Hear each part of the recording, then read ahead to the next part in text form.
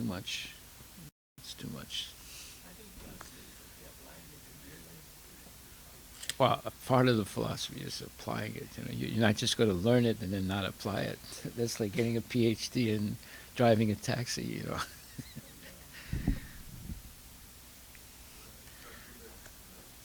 You can do it. You can do it. That's the good news. I don't know.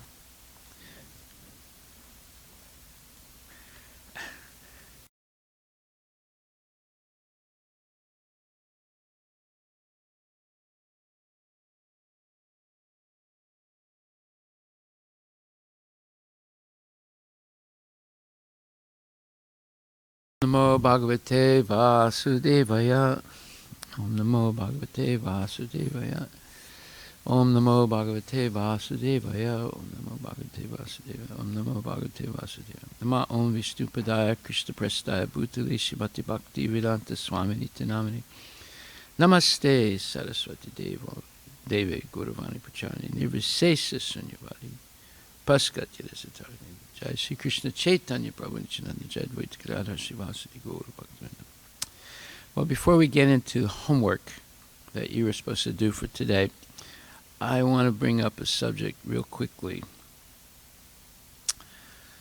And that is, how do we understand material nature? That's very important to be able to have an understanding of what material nature actually is. First of all, the name of material nature is called Prakriti. So there are two things. There's a spiritual nature and there's a material nature. Although we have a soul that's part of the spiritual nature, right now our soul is covered by material nature in the form of a material body. So therefore, we're in a very precarious situation because of that covering. And material nature is controlled by Krishna's material energy, called Gunamayi, the three modes of material nature. So, if we identify with the body, we become controlled by the three modes of material nature right away. And if we identify ourselves as the eternal servant of Krishna, we have a chance to be free of that control of nature. As you notice, I say a chance to be free. It's not guaranteed as long as we remain even partially, let's say, attached to the material body. We have to completely break off all attachment. The soul is independent of the body in material nature. Soul is eternal. But there's a question of attachment. When we become attached to even one material thing, then we become controlled by material nature. So the Mayavadi solution to that is to reject everything. But see, that's a false position. You can't reject everything. You can do it artificially for a certain period of time, but then something will happen and you'll break that determination, and then you come under control of nature again, material nature. So what is the solution? That is, only use everything material in the service of Krishna. Now that's called the great art of work. And that requires a lot of coaching. The spiritual master and masters, Siksha and Diksha gurus. The ultimate spiritual master is Krishna. And whoever represents Krishna correctly can also act as a spiritual master. Although they're given the same respect as Krishna, they are not Krishna, right? We're all part and parcel of Krishna. We're all servants of the Lord. But someone who can repeat correctly Krishna's instructions and live according to them, they can act as a spiritual master, just like a graduate student can act as a professor under the instruction of the professor and teach classes. But he's just a monitor guru. He's not the absolute guru.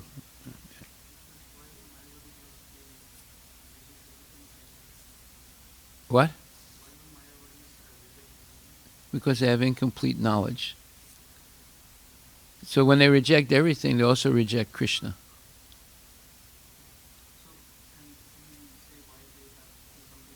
Because all they know is Brahman. They don't know Paramatma. They don't know Bhagavan. And the ones that do know Paramatma, they want to merge into Paramatma rather than serve Paramatma.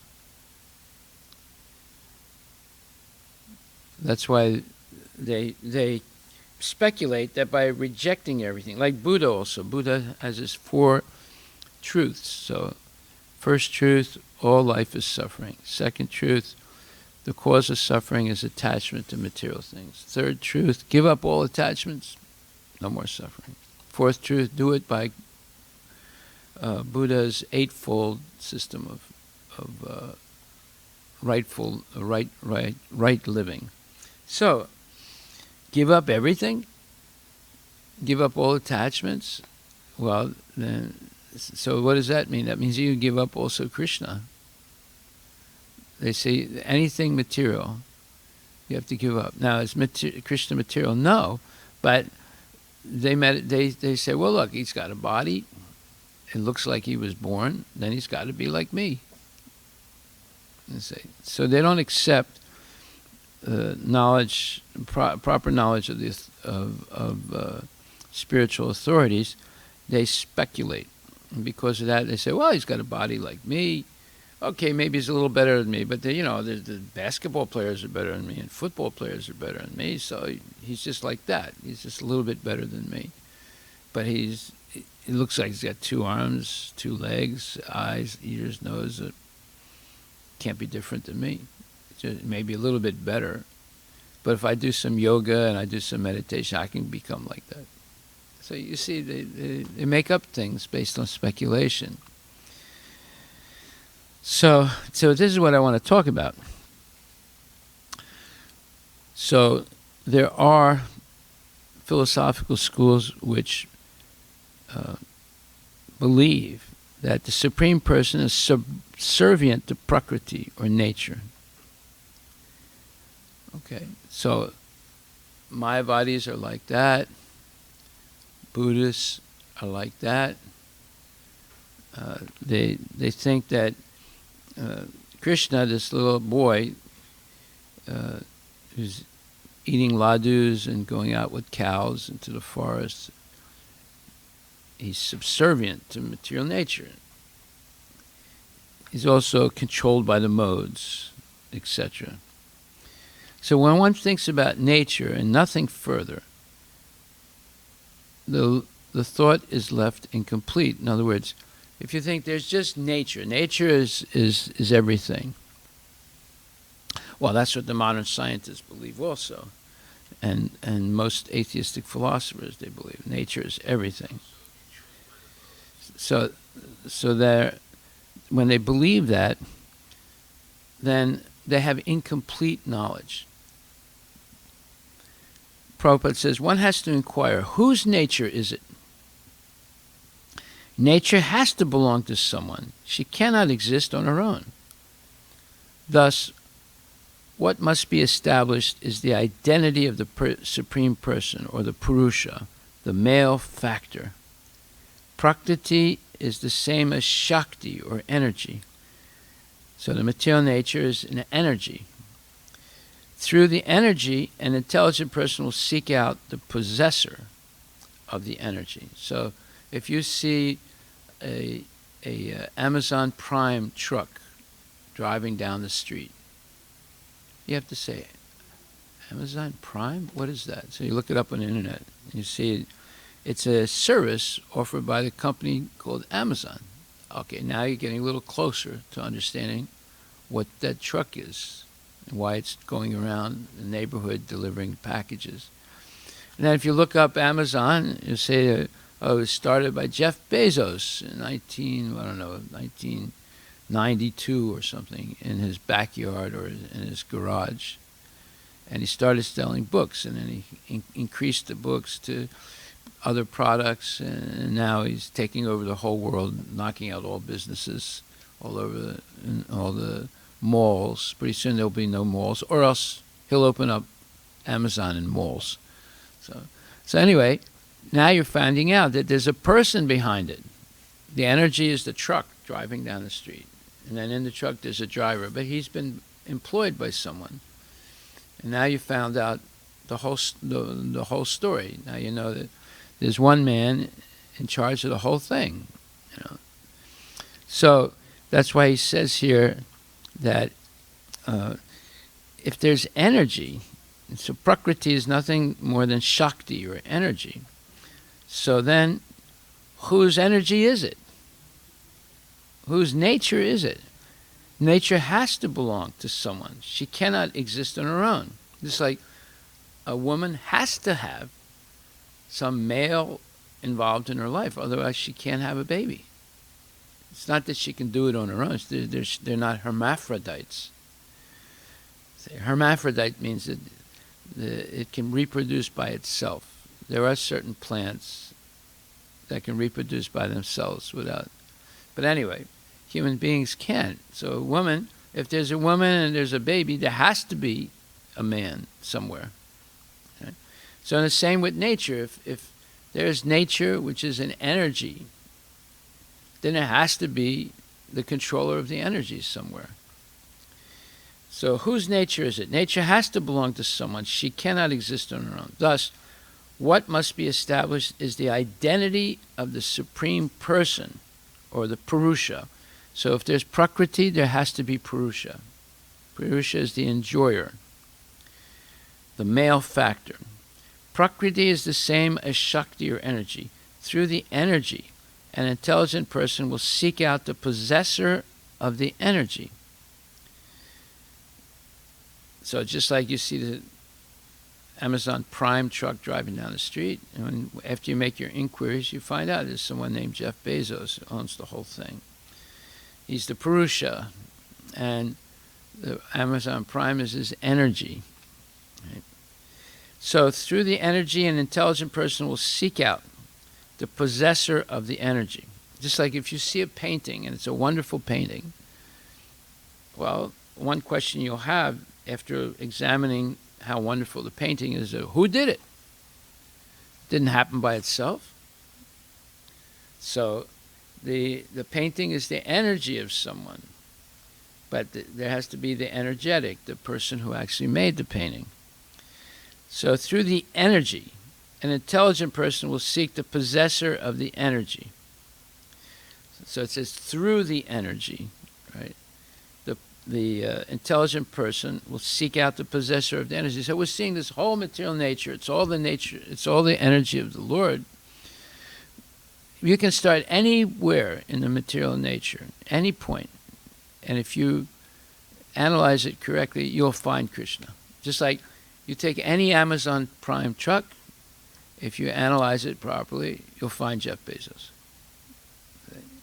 So you can start anywhere. You can start with the tree, the dog, the microbe, whatever. And if you analyze it properly, you'll find Krishna. Because the cause is in the effect. This is a philosophical principle. The cause is in the effect. Okay, so nature has to belong to someone. She cannot exist on her own. Thus, what must be established is the identity of the Supreme Person, or Purusha, the male factor. Prakriti is the same as Shakti, or energy. Through the energy, an intelligent person will seek out the possessor of the energy. The Upanishads and other Vedic scriptures clearly state that Brahman is the absolute truth, and the possessor and source of multifarious energies. In the Bhagavad Gita 14:27, this Brahman is said to be the bodily effulgence of Krishna. Brahmanu hi pratistaham. This is confirmed also in the Brahma Samhita 5th chapter 40th verse. Yasya prabha prabhavato jagadanda koti is Chak Kotisva Sesa Vasudadi Vibhuti Benam Tad Brahma Niskalam Anantam Asesa Bhutam Govinda Madi Purisham Tamaham Bhajami. I worship Govinda, the primeval Lord, whose effulgence is the source of the non-differentiated Brahman mentioned in the Upanishads. Being differentiated from the infinity of glories of the mundane universe, appears as the indivisible, infinite, limitless truth. So Brahman, Prabhupada says, exists as the all-pervading energy in this phenomenal world. Therefore, the Vedas have defined Brahman as formless, impersonal, pure, and so on. Now, is that true or false? Well, the energy itself is impersonal, but the origin of the energy is not impersonal. It's a person. But if you choose to ignore the origin and just deal with the effect, then you become a Mayavadi. If you choose to say, well, I only know the effect, but I don't doubt that there is an origin, then you're not a Mayavadi, you're an agnostic. Mayavadi is an atheist. But the agnostic is also temporarily an atheist until he or she can get more information. Okay, so, but the source of Brahman is an eternal personality who has no material form, but who has a transcendental form full of spiritual potencies and all divine qualities. He is the supreme personality of Godhead, the embodiment of eternity, knowledge, and bliss. He possesses all 6 transcendental opulences to an infinite degree. He performs super excellent divine pastimes, and he alone is to be searched out and known in all scriptures.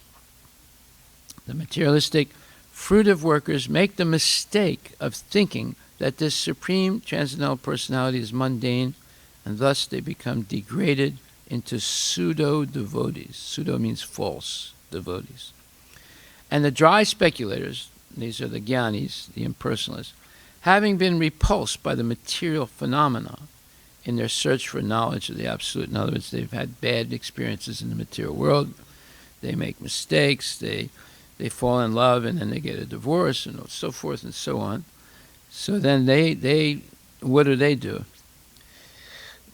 Having been repulsed by material phenomena in their search for knowledge of the Absolute, think that the transcendental form of the Supreme Personality of Godhead is also repulsive, thus clearly proving that their ascending process of acquiring knowledge is insufficient and inferior. So they say, God can't be a person. Look what this person did to me. And because of that person, then all persons must be able to do the same thing. Therefore, I reject all persons, including God. So they become a Mayavadi, an impersonalist. Mayavadi is the lowest class of impersonalists. And the agnostic is an impersonalist who has the possibility of becoming a personalist. The Mayavadi has no possibility of becoming a personalist unless they rethink completely their understanding of Mayavadi philosophy. So it says here, but these groups are in a pathetic spiritual state. Therefore, to shower his causeless mercy upon them, the Supreme Lord has revealed the truth about himself and his transcendental potencies in the Bhagavad Gita. Notice he doesn't say in the Vedanta Sutra, in the Mahabharata, in the Puranas, in the 4 Vedas, or the Upanishads. He says in the Bhagavad Gita. Bhagavad Gita is the supreme Upanishad. Upanishad means the text that brings you closer to Krishna. And Srimad Bhagavatam is Krishna. And Bhagavad Gita is spoken by Krishna. So you're dealing with Krishna directly in Bhagavad Gita and Srimad Bhagavatam. Not necessarily in Vedanta Sutra, unless you're an extremely intelligent person. And not necessarily in the Mahabharata, although Bhagavad Gita is in the Mahabharata, but it's a small little part of a gigantic literature. So it's easy to ignore it. And the Puranas are all stories. You can read them like Amar Chitrakar, comic and not take it seriously. And the Vedas have the Upanishads. The Upanishads give you an impersonal understanding of the Lord. So it still hasn't solved the problem. And the 4 Vedas, well, they'll convince you, if you don't have a guru, that there are many gods. Indra is good for this, and Brahma is good for that, and Chandra is good for something else, and so you end up worshiping many gods. Okay, so the above mentioned 8 ingredients, meaning earth, water, fire, air, and ether, make up the material nature or the Supreme Lord's external potency. These material ingredients, earth, water, fire, air, and so on, are devoid of any free will, and so they are known as the Lord's inferior energy. By contrast, the potency that activates the inferior energy is known as the Lord's superior energy or spiritual potency. Now he's talking about the jivas. On principle, the energy cannot be the enjoyer, nor can one energy enjoy another energy. Energy is the enjoyed, and the energetic is the enjoyer. This is very important philosophy. And energy is not an enjoyer. So the Amazon Prime truck is an energy of Jeff Bezos.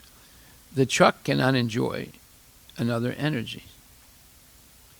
It can only function according to the real enjoyer, who's the CEO of the whole company.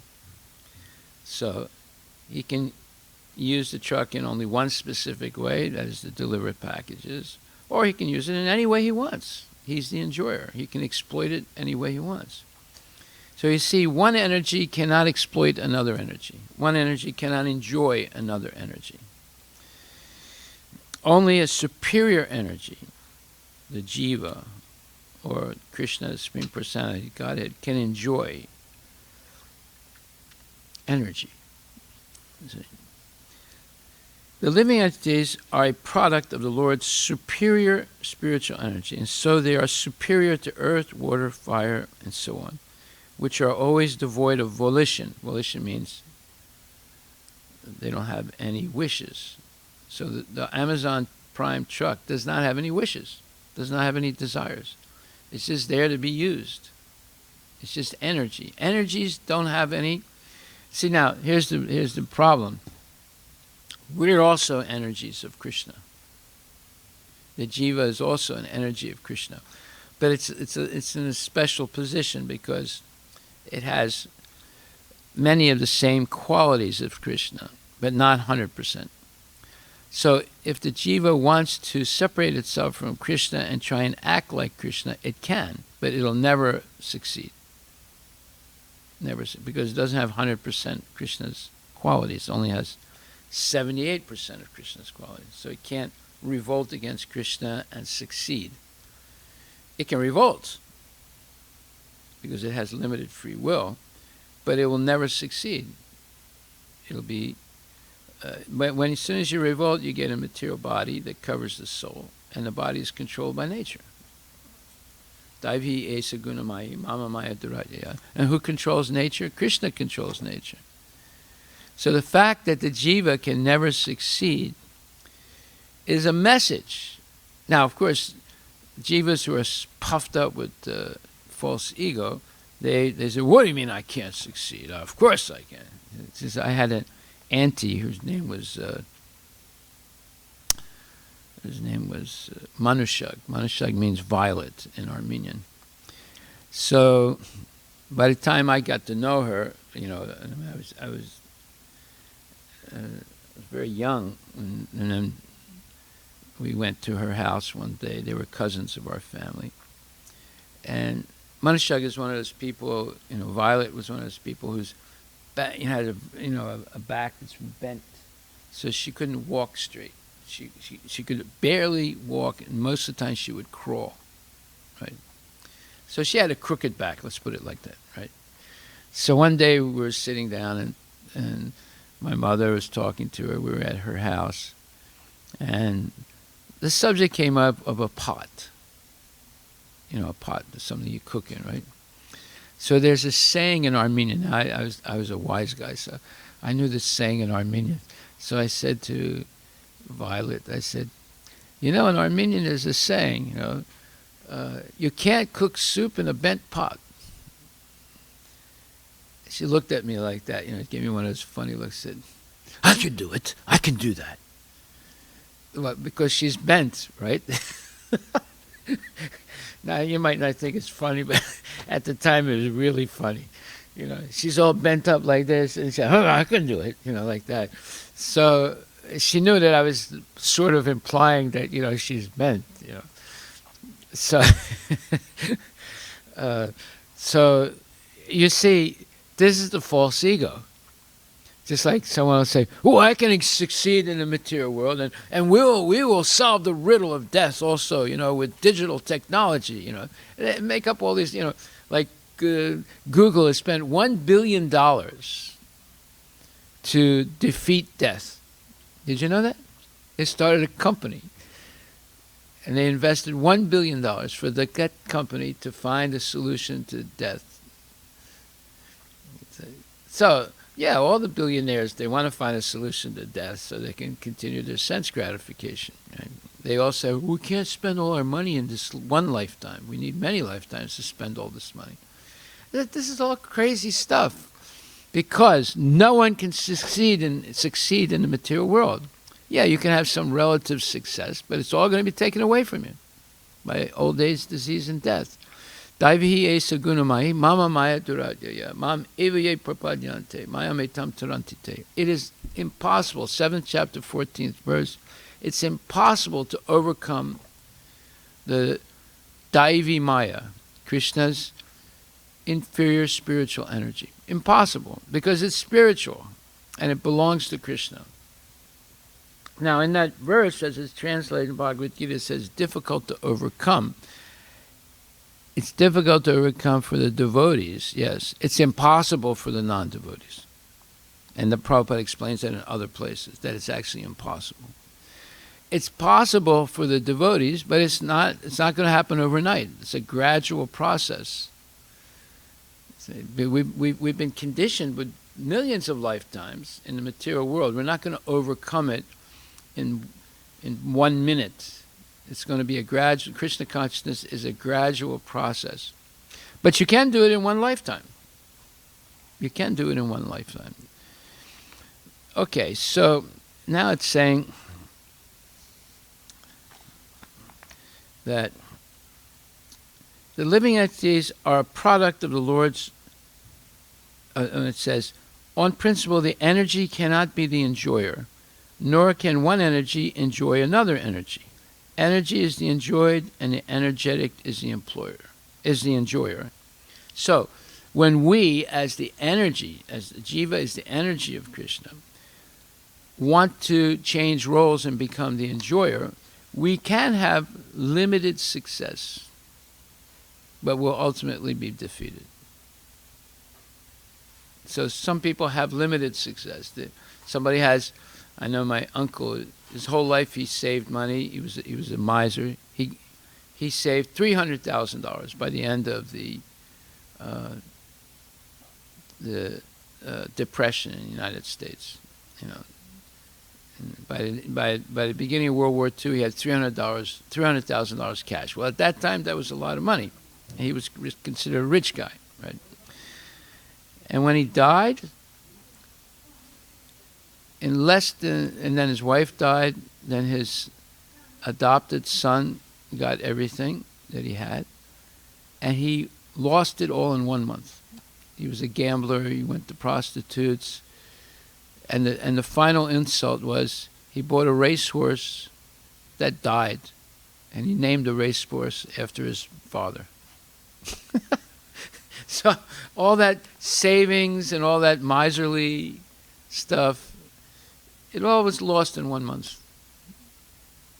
You see? So these are real stories. This is what really shows what's what.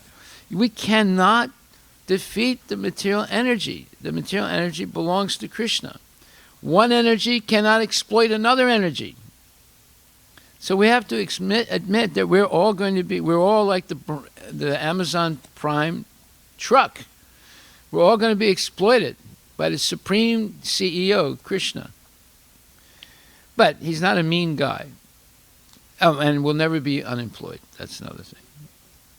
Because we have an eternal soul, and he is the supreme maintainer of all living entities. But if we fall into illusion and think, I can succeed in the material world, then we're going to be a failure, 100%. Big Jeff is going to fail also. Everyone is going to fail, right? Because of birth, death, old age, and disease.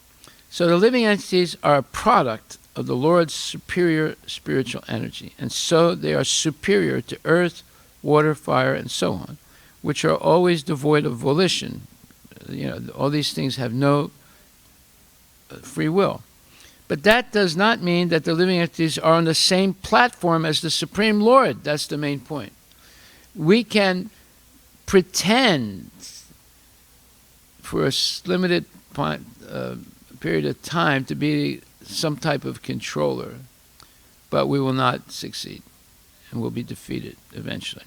Even Lord Brahma, he also is defeated. Look at him. He got defeated by Krishna. Lord Indra, he also got defeated. Okay? But for some time, it looks like they are successful. And it says,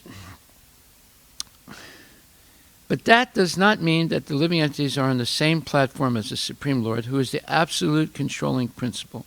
It is easy to discern the superiority of spirit over inert matter. If it's so easy, how come the scientists and atheists today haven't been able to discern that? They keep saying that everything is matter, there's no spirit. You see? Because they're actually stupid. All the knowledge that they have acquired has made them stupid, not intelligent. Stupid about the purpose of life, maybe intelligent about building bridges and tunnels and rockets and things like that, and washing machines and cars, but not about what is the purpose of life.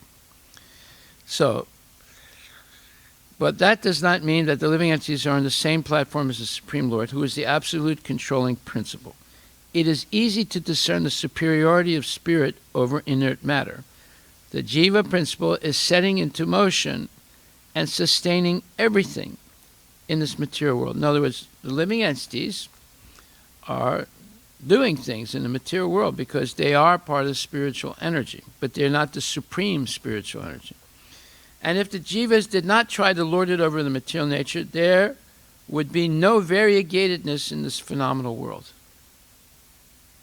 The material elements would have remained unchanged if the Jivas had not been inclined to control and enjoy them.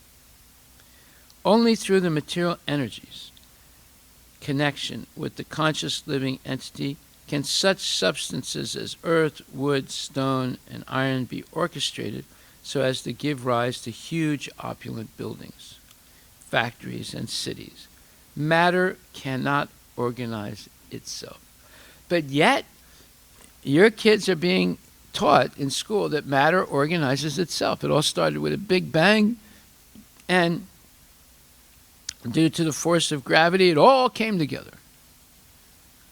It all came together.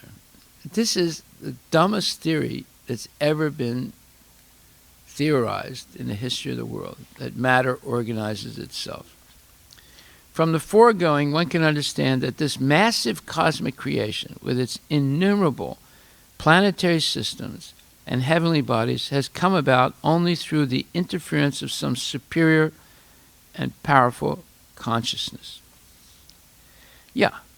Now, there are different levels of superior consciousness. There's the living entity, there's the bird. Now, the bird can make a nest. And it's amazing how they do it. Have you ever seen bird nests? It's amazing how they do it. It's constructed, and it holds together, And beavers can make dams. They can dam a river, right? And human beings can, make rockets and airplanes and cars and tunnels and all these things. That's amazing, right? So all these living entities are making things from the original earth, water, fire, air, ether, right?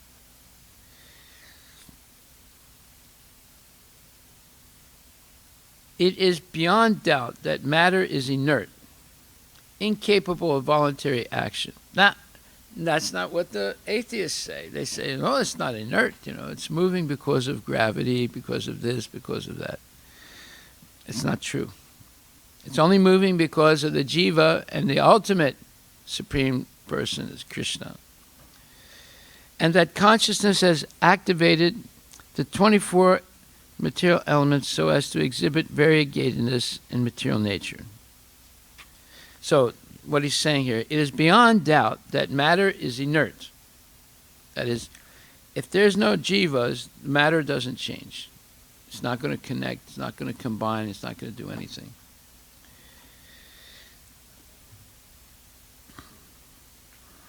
So it says,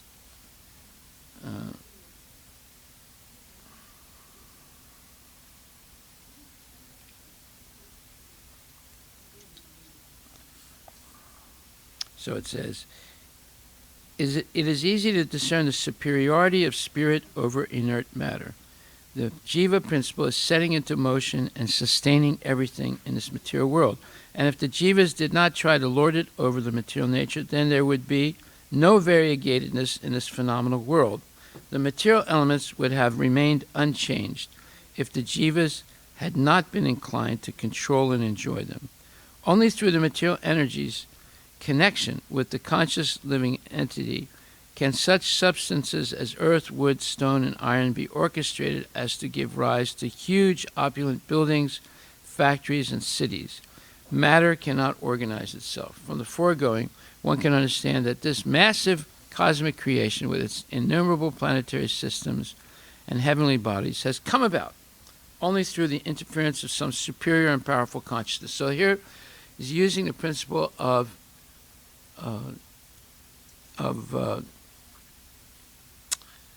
comparison. The jivas move inert matter, the wood, the earth, the stones, etc., and build things with them. Only because of the jivas. They have consciousness. Matter is not conscious. Matter is inert. Now, if they can do that, then who built the whole material creation? Who came up with the programs for in the form of seeds that produce specific trees and living entities and so forth? Therefore, by comparison, he's saying, it is beyond doubt that matter is inert, incapable of voluntary action, and that consciousness has activated the 24 material ingredients so as to exhibit variegatedness in material nature. All this goes to prove the inherent insufficiency and imperfections in material nature. Thus, transcendental happiness is possible only in spiritual variegatedness. In the Bhagavad Gita 7.5, Lord Krishna affirms that the jivas belong to a superior energy. Okay, so let's go back and look at this last statement. It is beyond doubt that matter is inert, incapable of voluntary action, and that consciousness has activated the 24 material ingredients so as to exhibit variegatedness in material nature. Okay, so who is conscious? The jivas are conscious, and Krishna, the Supreme Personality of Godhead, is conscious. Right? All this goes to prove the inherent insufficiency and imperfections in material nature. Okay, now what does he mean by insufficiency and imperfection? He means that nature is inert, or matter is inert. It's incapable of voluntary action. However, when there are jivas present, they can make nature move and create things made out of material nature. But it's because of the superior intelligence of the jiva.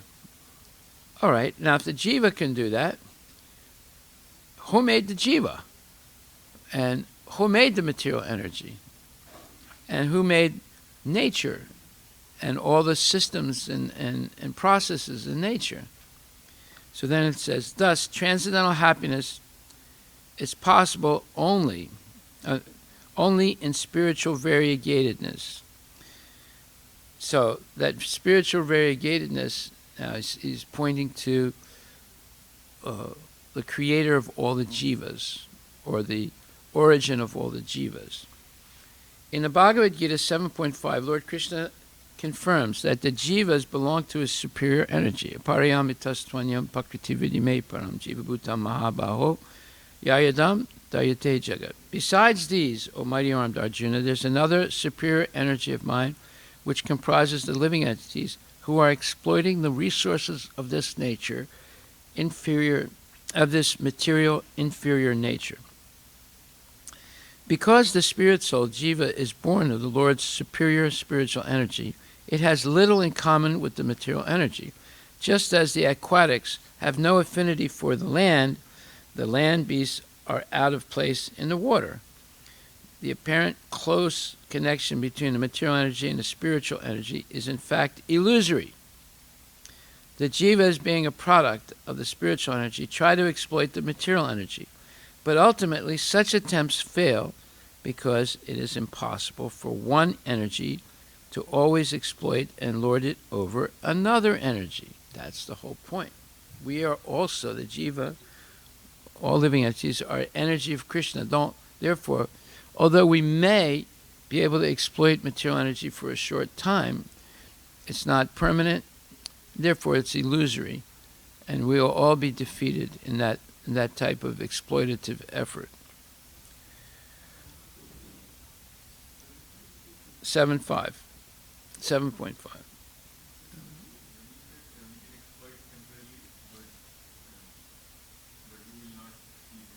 We will not succeed.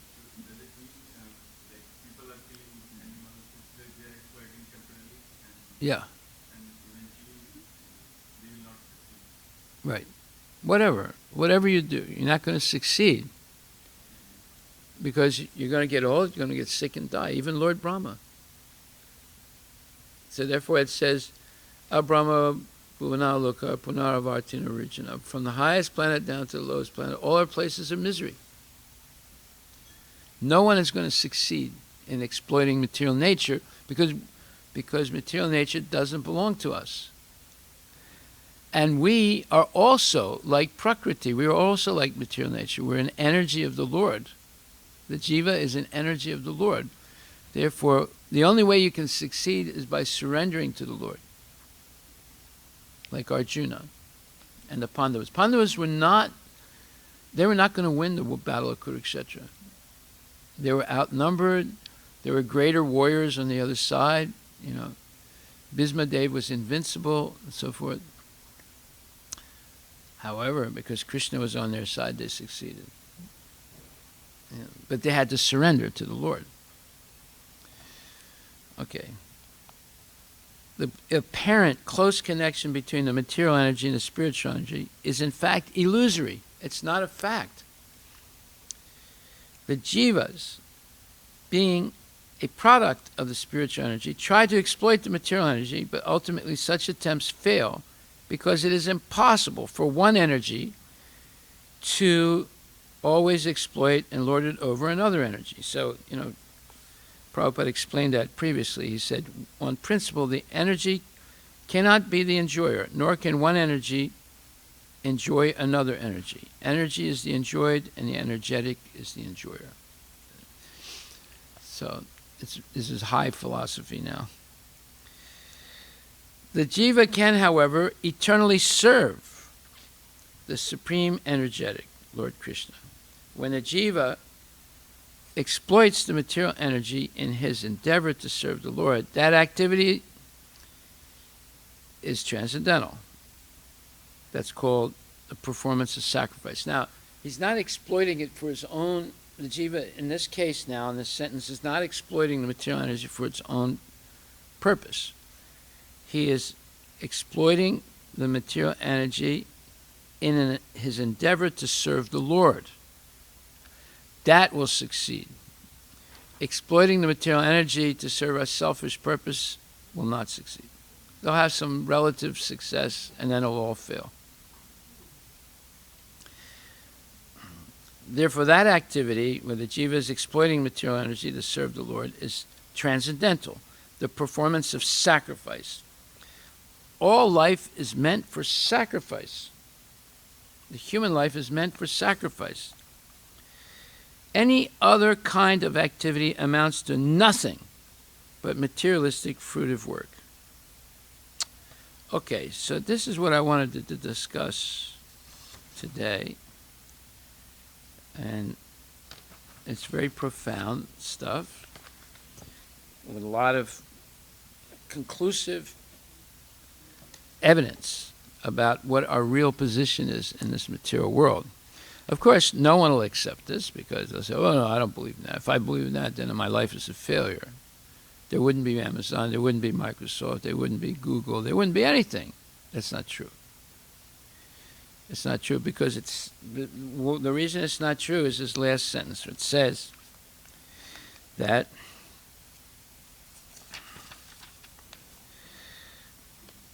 the jiva can, however, eternally serve the Supreme Energy, Lord Krishna. When the jiva exploits the material energy in his endeavor to serve the Lord, that activity is transcendental, the performance of sacrifice. Any other kind of activity amounts to nothing but materialistic fruitive work. See? So it is possible to eternally exploit the material energy to serve the Lord.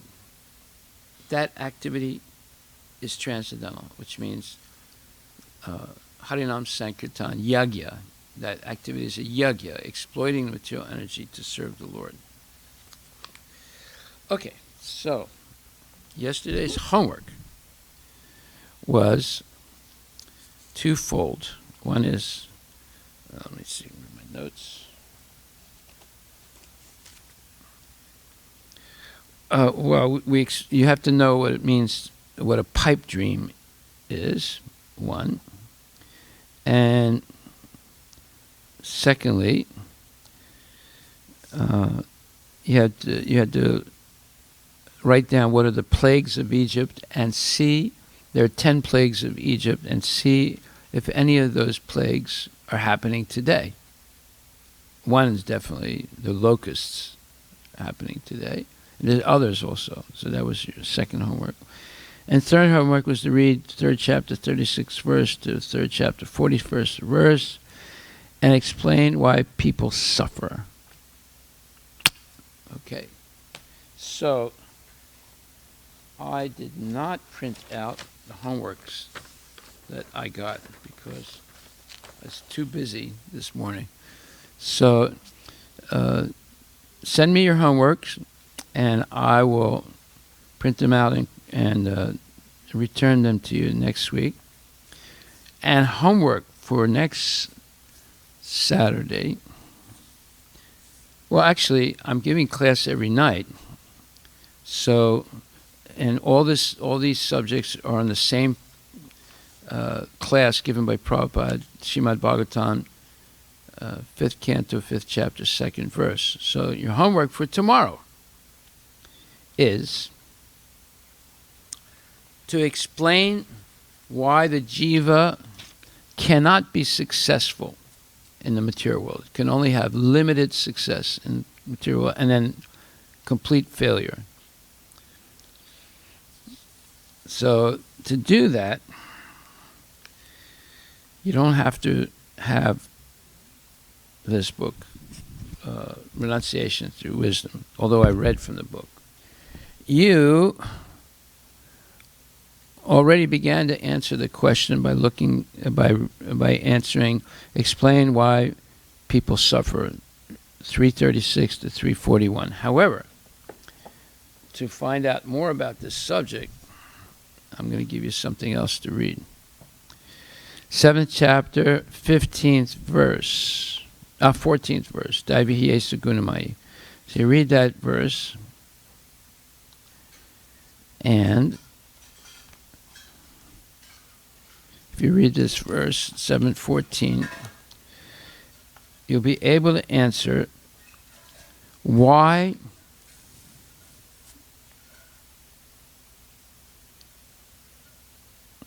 people cannot succeed materially in this world. In other words, they can have relative success, and then it'll all be a failure. And Krishna says, this divine energy of mind, consisting of 3 modes of material nature, is difficult to overcome, but those who have surrendered unto me can easily cross beyond it. So, if you surrender unto Krishna, you can be successful. If you don't surrender unto Krishna, you will only have relative success, and then it'll all be a failure. And when it says difficult to overcome, what it means is it's impossible to overcome if you don't surrender to Krishna. And in a morning walk, number 14, from Life Comes from Life,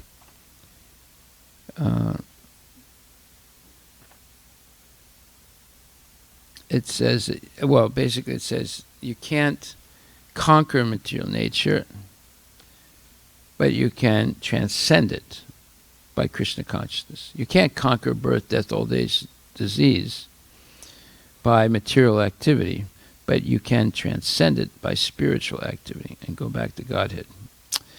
Okay, well, so we'll stop right there today. You have your homework for tomorrow.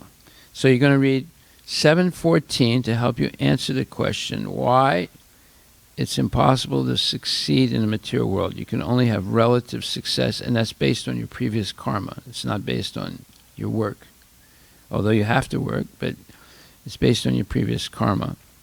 And then also, and then secondly, you can read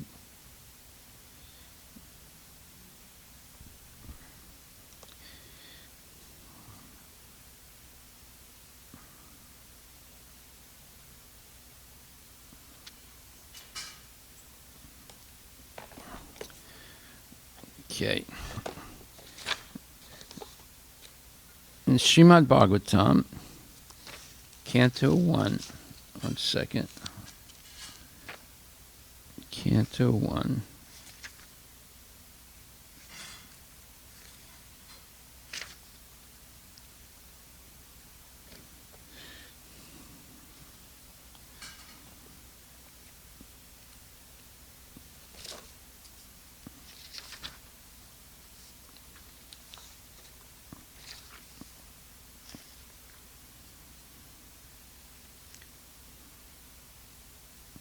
Okay, again, you've read this before, but I want you to read it again. First Canto, 7th chapter, verse number 5.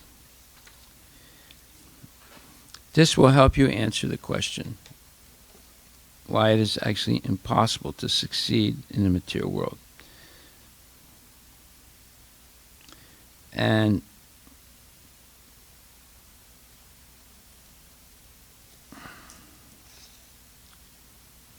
yes, you just read this very carefully. That purport, it's a long purport. Read it very carefully, and you'll be able to answer the question. Hare Krishna. All glories to Srila Prabhupada Ki Jai.